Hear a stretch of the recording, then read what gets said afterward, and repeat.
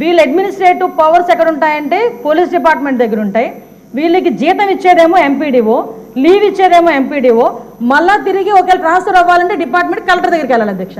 అంటే వీళ్ళకి సంబంధించి ఒక అథారిటేటివ్ ఆఫీసర్ ఒకరు కూడా లేక ఇన్ని డిపార్ట్మెంట్స్తో పోనీ పైకి వచ్చిన తర్వాత ఏదైనా పని చేద్దామంటే వీళ్ళు తాలూకా అంటే పైచి ఎంత పెరిగిపోయిందంటే లాస్ట్ గవర్నమెంట్కి వీళ్ళ చేతే తక్కువ జీతాలు ఇచ్చి ఎక్కువ పని చేయించుకుందామని క్రైమ్ ఆఫ్ ఎఫెన్స్ దగ్గర కూడా కాపాడడానికి కూడా వీళ్ళు తీసుకెళ్లాలంట.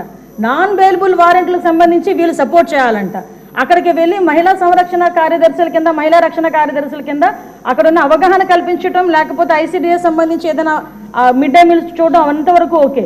ఆఖరికి పోలీస్ డిపార్ట్మెంట్కి వాళ్ళ ఇన్వెస్టిగేషన్లోని కూడా వీళ్ళు హెల్ప్ తీసుకొని చేసుకునే పరిస్థితి కనిపించింది.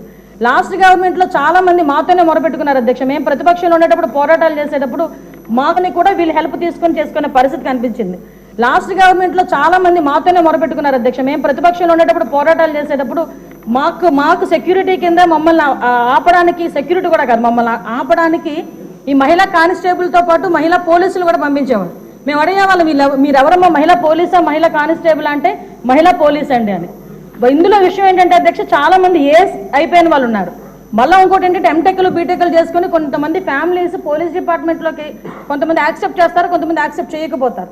ఇలాంటి సిచ్యువేషన్స్ అన్నింటిలోని కూడా ఈరోజు వీళ్ళు పడుతున్న బాధ అధ్యక్ష వర్ణనాతీతం. ఇంకొకటి ఇందులో కొసమెరుపు ఏంటంటే ఎన్నో సంవత్సరాల కానిస్టేబుల్ కింద చేస్తే హెడ్ కానిస్టేబుల్ ప్రమోషన్ వస్తుంది. హెడ్ కానిస్టేబుల్ దగ్గర నుంచి ఒక ఏఎస్ఐ, ఎస్ఐ, సిఏ ర్యాంక్ వరకు వెళ్తారు.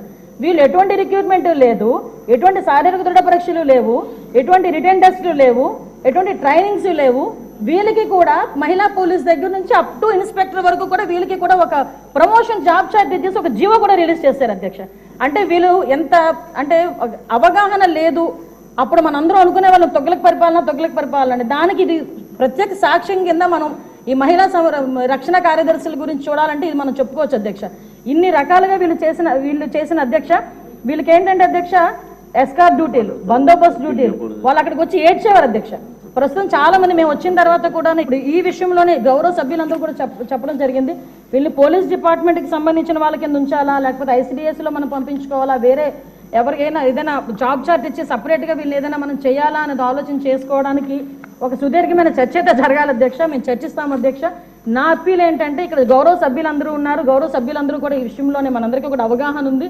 ఈ గౌరవ సభ్యులందరూ కూడా ఈ విషయంలో, ఈ మహిళా కార్యదర్శుల విషయంలో మనం ఏం చేస్తే వాళ్ళ సేవలు వినియోగించుకునేటట్టుగా ఉంటుందో గౌరవ సభ్యులు ఎవరైనా లిఖితపూర్వకంగా మాకు సూచనలు సలహాలు ఇచ్చినా దాన్ని బేస్ చేసుకొని అదేవిధంగా మనం డిపార్ట్మెంట్ వాళ్ళతో కూడా చర్చించి దీని మీద నిర్ణయం తీసుకొని యాజ్ ఎర్లీ యాజ్ పాసిబుల్ మహిళా కార్యదర్శులకి వాళ్ళకి ఒక మహిళా సంరక్షణ కార్యదర్శులకి ఒక జాబ్ చార్ట్ ఇస్తామని చెప్పి సభ ద్వారా మీ ద్వారా సభకు తెలియజేసుకుంటున్నాను అధ్యక్ష.